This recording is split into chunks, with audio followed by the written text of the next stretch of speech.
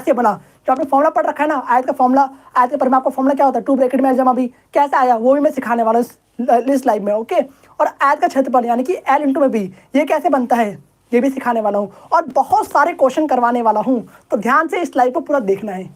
ठीक है, तो जैसा कि आप सभी पता होगा आयत कैसा दिखता है, देखा है ना, देखा कहीं आयत देख ही रखा होगा ना साथ में। देखो ये रहा आयत, आयत मतलब कि जिसकी आमने सामने की भुजाएं बराबर होती हैं। आयत की परिभाषा क्या है, जिसकी आमने सामने की भुजाएं बराबर होती है। यस, परिभाषा लिखाओ या लिख लोगे खुद से, चलो लिखाता नहीं, कोई बात नहीं, लाइव में लिख लेना। ठीक है, परिभाषा ये सब मैंने रिकॉर्ड कर दिया था वैसे सुबह, पर डिलीट हो चुका है, मुझे दोबारा से रिकॉर्ड करना पड़ेगा। तो जिस कि आमने सामने की भुजाएं बराबर होती है, या सिंपल लिखते हैं पर आमने सामने की भुजाएं बराबर होती है, सिंपल सा आप लोग लिख लेना। ठीक है, मैंने लिखवा रखा है वैसे, आमने सामने की भुजाएं बराबर होती हैं, भुजाएं बराबर होती हैं। अब बराबर आमने सामने भुजाएं मतलब कि ए बी के सामने कौन सी भुजा है, सी डी है, यानी कि जो ए बी होगा वो किसके बराबर होगा, सी डी के बराबर होगा, और जो ए डी है किसके बराबर होगा, ए डी बोले तो ये वाली भुजा किसके बराबर होगी, इसके सामने कौन सा है, बी सी है, तो ये बी सी के बराबर होगा। जैसे आपके सामने आपका दोस्त बैठा हुआ है, वैसे इसके सामने ए बी के सामने इसका दोस्त बैठा हुआ है सी डी। ठीक है, इस तरीके से आगे बात समझ में। अब सपोज दैट कि आपने इसको एल मान लिया, क्या मान लिया, एल मान लिया, अगर ये एल है तो ये भी एल हो जाएगा, क्योंकि दोनों भाई भाई हैं, दोनों बराबर हैं।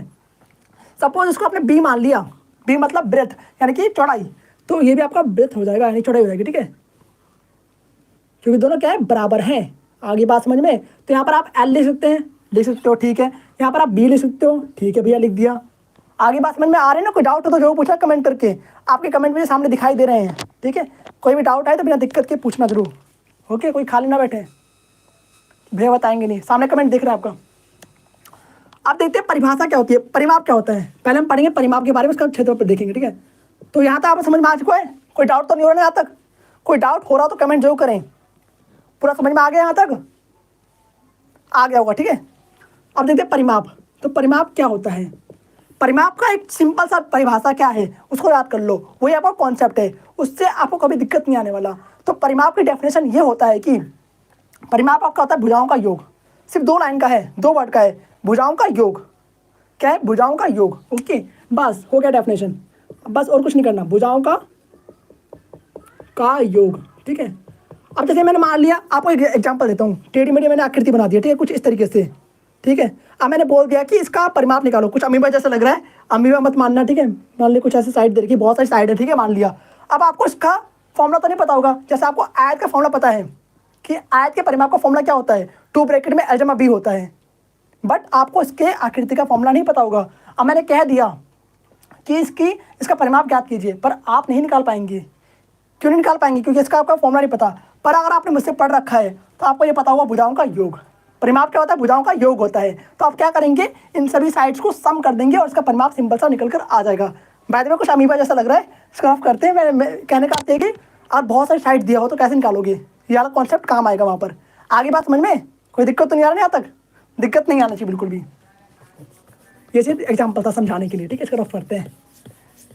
हाँ ठीक है, अब देखो मैंने क्या बोला कि परिमाप क्या होता है, भुजाओं का योग होता है। तो भुजाओं का योग बोले तो आयत का परिमाप कैसा आएगा, देखो यहाँ पे सिंपल सा, आयत का, कहीं भी डाउट ले पूछना, आयत का परिमाप, जैसे कि मैंने यहाँ पे बोला भुजाओं का योग, भुजाओं मतलब कि आयत की भुजा कितनी है, आयत की 4 भुजाएं हैं, तो सभी को ऐड कर देंगे हम, यानी कि ए बी जमा में बी सी जमा में सी डी जमा में ए डी कर देंगे और सभी की वैल्यू को पुट कर देंगे सिंपल सा।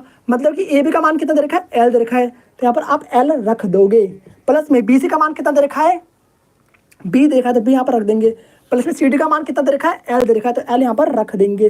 प्लस में ए डी का मान कितना दे रखा है, बी दे रखा है तो बी यहाँ पर रख देंगे। आगे बात समझ में, मैं आपको सिखा रहा हूँ कैसे फॉर्मूला बना है, बहुत ही सिंपल होता है। देखो यहाँ पर एक एल, यहाँ पर 2 एल, कितना बन गया, एल एल मिलके 2 एल बन गया, तो 2 एल यहाँ पर लिख देंगे। एक बी 2 बी कितना हो गया, 2 बी यहाँ पर लिख देंगे। 2 यहाँ पर भी है, 2 यहाँ पर भी है, तो 2 को बाहर निकाल लेंगे, तो 2 ब्रैकेट में एल जमा बी यहाँ पर लिख देंगे सिंपल सा। देखो फॉर्मूला बनकर आ चुका है। यही फॉर्मूला आप लोग पढ़ते हैं आयत का परिमाप का, देखो कैसे आया। मेन था कॉन्सेप्ट क्या था, भुजाओं का योग। उतार लीजिए इसको जल्दी से, इतने में आपके कमेंट देखता हूँ, इतने में आपके डाउट देखता हूँ। ठीक है, कहीं भी डाउट लगे तो कमेंट जरूर करना। ठीक।